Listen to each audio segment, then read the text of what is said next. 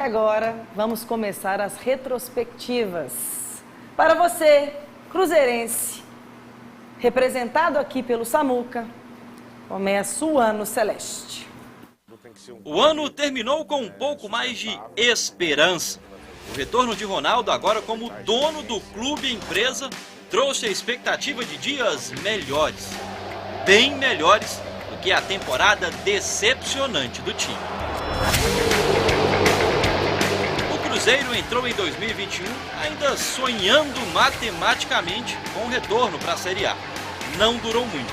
Os resultados ruins decretaram de vez a permanência na segunda divisão. A equipe terminou a Série B com 49 pontos em 11º lugar. Longe do objetivo, terminou também a passagem de Felipão pelo clube. Contratado em outubro de 2020, o treinador, insatisfeito com a falta de investimentos, deixou o time. O Cruzeiro agiu rápido e trouxe o técnico Felipe Conceição. Com ele, um pacote cheio de reforços. É o maior desafio da minha carreira. Assim, estou muito feliz, motivado, orgulhoso de estar aqui. Sou um treinador jovem, mas muito motivado, com muita gana e preparado.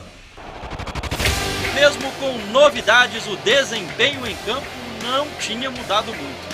Sem grandes atuações no estadual, o melhor momento do Cruzeiro foi a vitória no clássico contra o Atlético.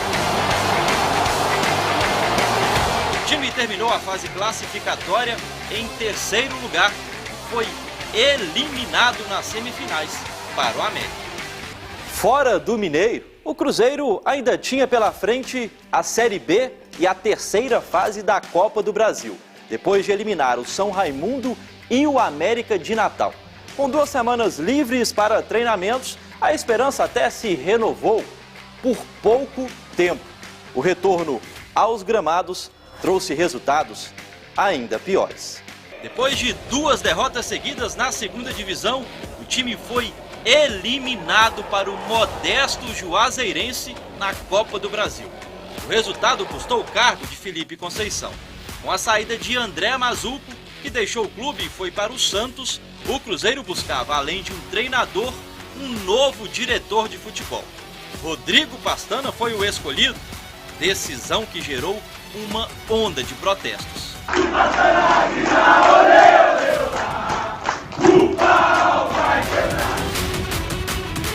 Poucos dias depois, em 10 de junho, Mozart foi anunciado como técnico celeste. Ainda em junho, uma punição na FIFA impediu o registro de novos atletas. O trabalho do treinador também não rendeu.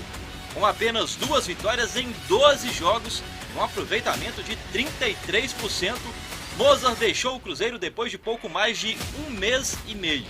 Em 18º lugar na zona de rebaixamento, a solução encontrada pela diretoria foi o retorno de Vanderlei Luxemburgo. Chegando de uma mudança de astral, de comportamento, de trabalho, de identidade, de comprometimento de cada um. O clube tem que estar comprometido com o seu elenco, com a sua comissão técnica, e os jogadores têm que estar comprometidos com aquilo que é a proposta do clube.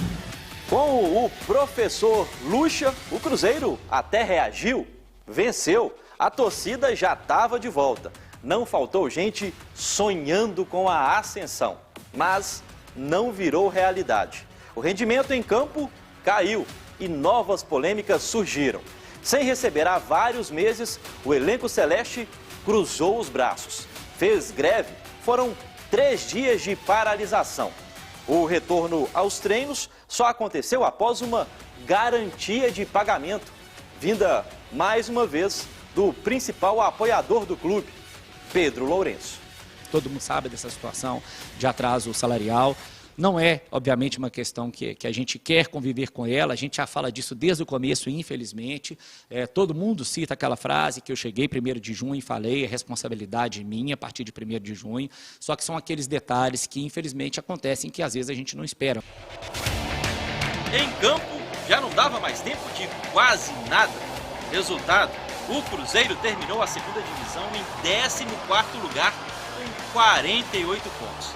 A decepção misturada com punições e uma dívida bilionária deixou a torcida ainda mais angustiada. A salvação estava na Sociedade Anônima do Futebol, recém-aprovada pelo governo.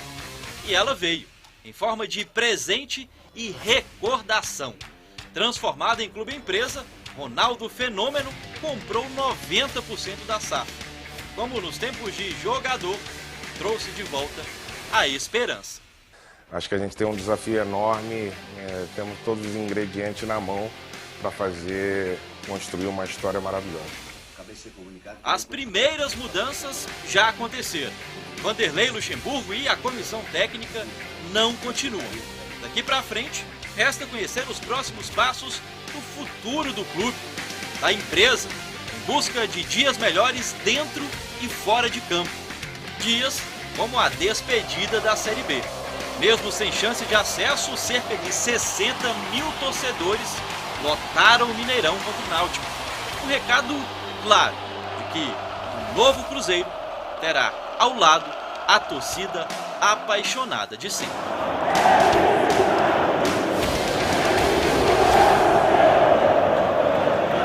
2021 foi o pior ano da história do Cruzeiro, sem sombra de dúvidas, e eu tenho a plena convicção disso.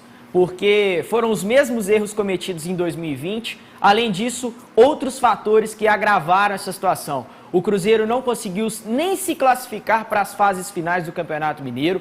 O maior campeão da história da Copa do Brasil foi eliminado para a modesta Juazeirense também. E além disso, durante o ano foram muitas instabilidades, né? O Cruzeiro chegando no final do Campeonato Brasileiro da Série B em 14º lugar. Além disso, a gente teve um destacamento muito grande da diretoria em relação à torcida. O torcedor não se sentiu assistido, o torcedor se sentiu abandonado e muitas vezes sem voz quando se manifestou e colocou a sua opinião a público, dizendo sobre quem gostaria que estivesse aqui e quem não.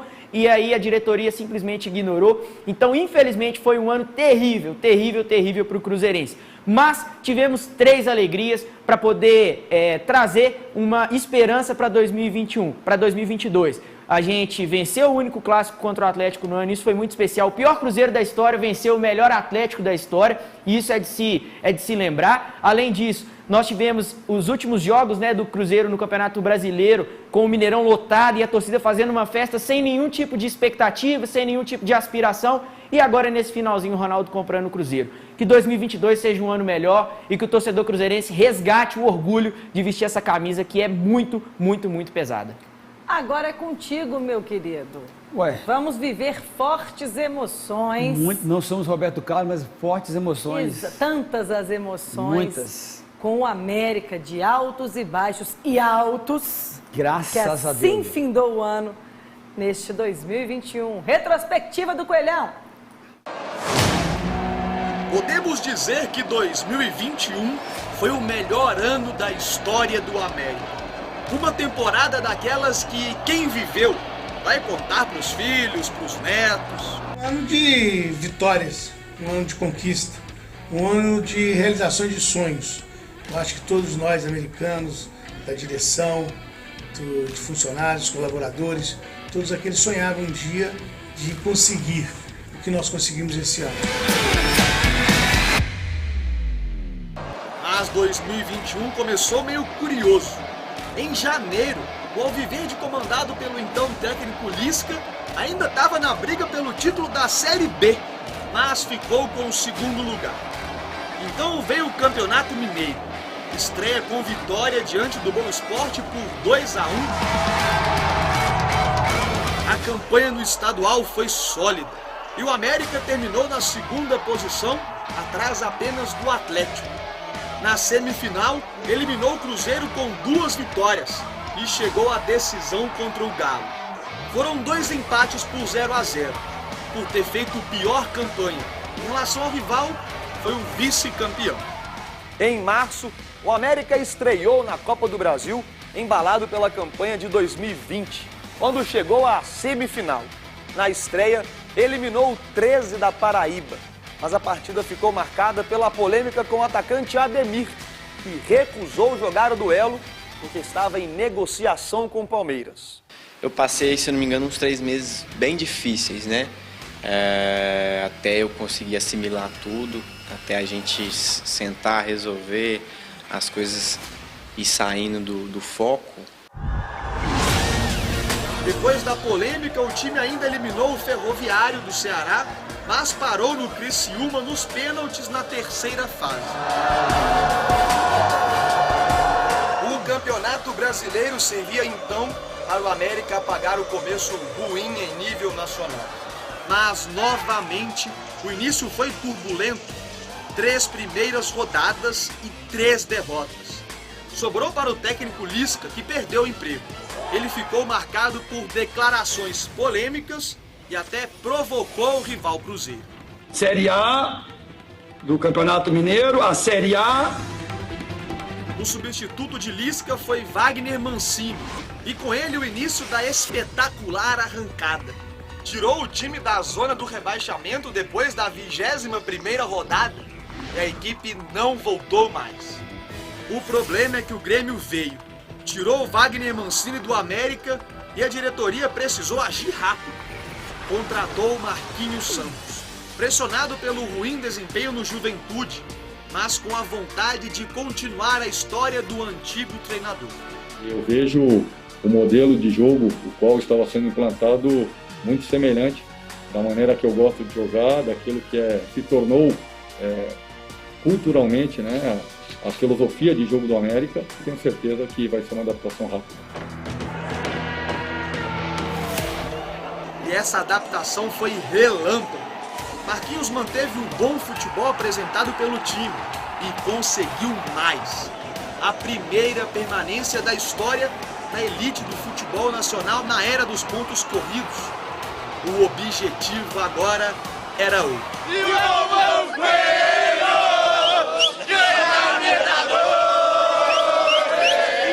O pedido foi acatado.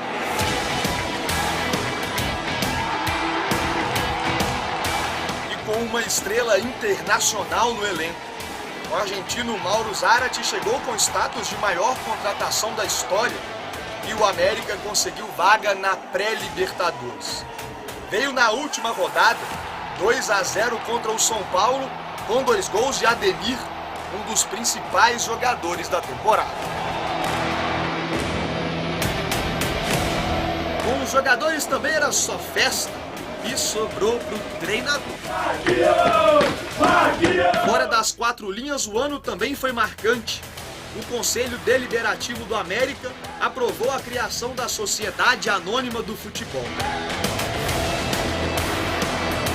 2021, o ano que será lembrado por tudo de bom que aconteceu. E quem sabe, vai virar um marco na mudança de chave da história americana. E aqueles que estão continuando na América, nós vamos falar o seguinte: nós podemos fazer muito mais no próximo ano de 2022.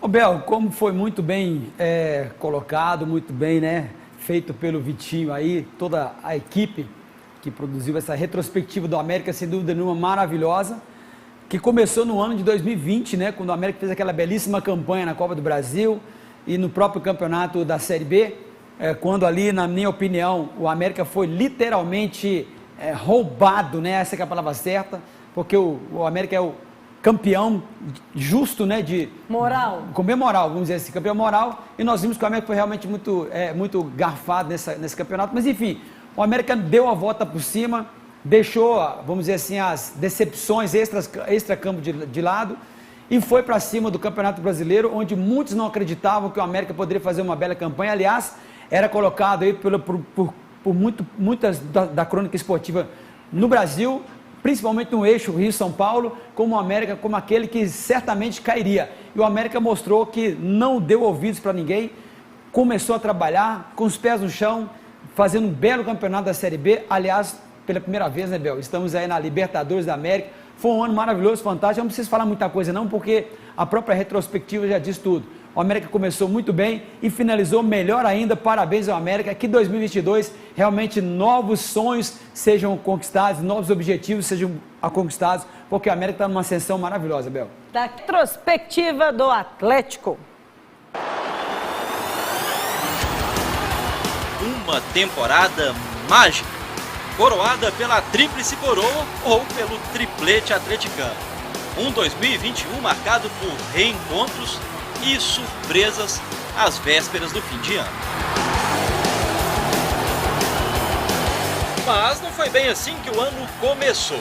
Por conta da pandemia, o calendário de 2020 invadiu 2021.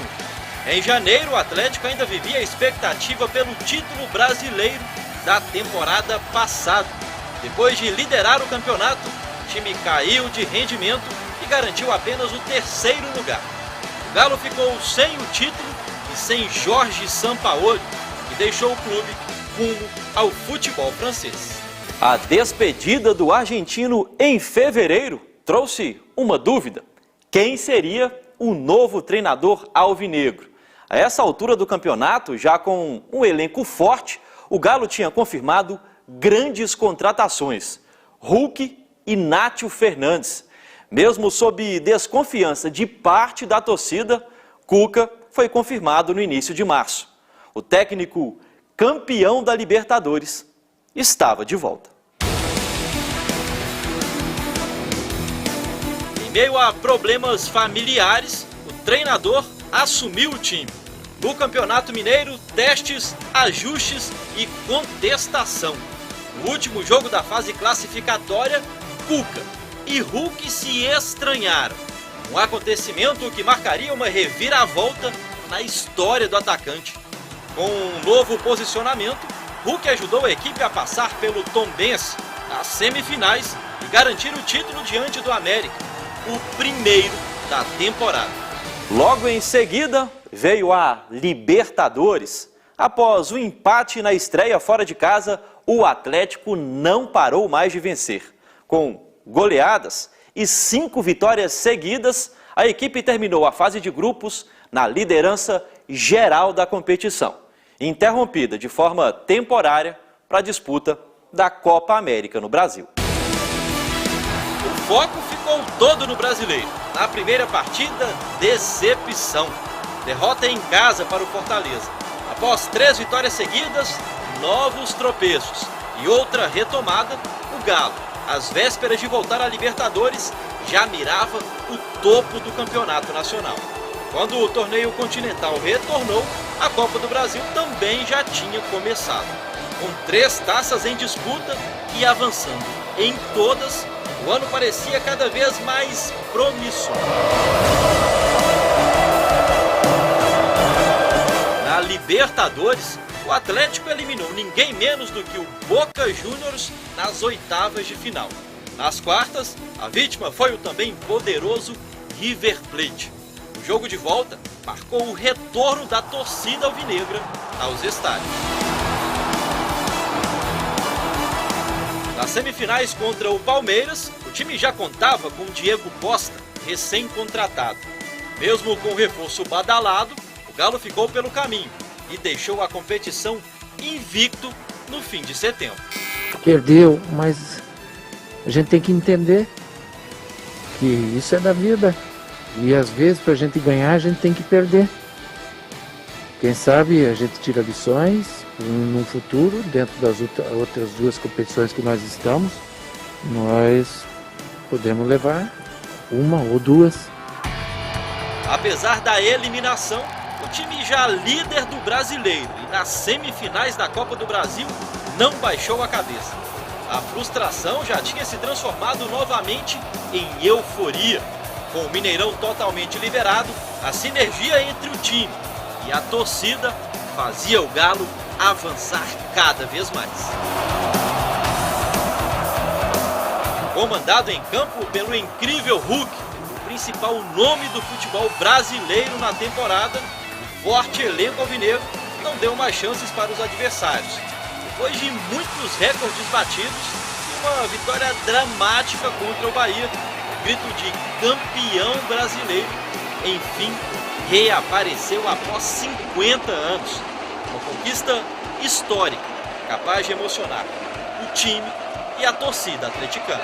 E poder fazer o que gosta com amor e receber todo esse reconhecimento, esse carinho, ficar marcado na história de um clube tão grande, meu, é muito gratificante e é só agradecer a Deus mesmo. Pode comemorar, somos campeões brasileiros, gente. Vambora. E ainda tinha mais. Faltava a Copa do Brasil. Depois de eliminar o Fortaleza nas semifinais, o Atlético atropelou o Xará Paranaense na grande decisão. O terceiro título do ano. Um triplete inédito, cheio de personagens. Os bastidores, com os 4 R's, no banco de reservas. Com o técnico Cuca, nas arquibancadas com a torcida e principalmente em campo. Com um time que ficará marcado na história do clube.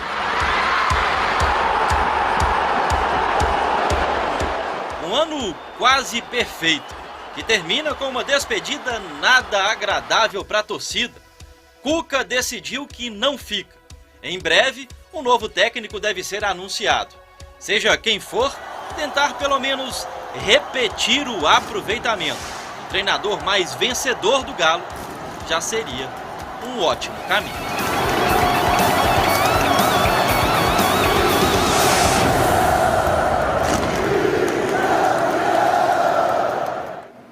Dadá Maravilha! Hoje que você está um homem de poucas palavras, nós também estamos com pouco tempo, mas o Lauro falou tudo, né? Que ano!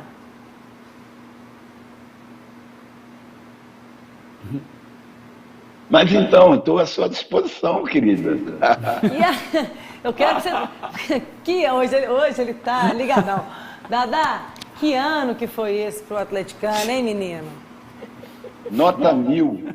O Atlético jogou um futebol que eu nunca tinha visto na minha vida. Esse Atlético empolgou até os adversários. Jogou demais. Um futebol apoteótico. Gostei do apoteótico. Muito bem, o agora... Atlético um futebol que a torcida esperava. Porque a torcida esperava vitórias e títulos. E tudo isso aconteceu. Então foi maravilhoso. Perfeito, Dadá.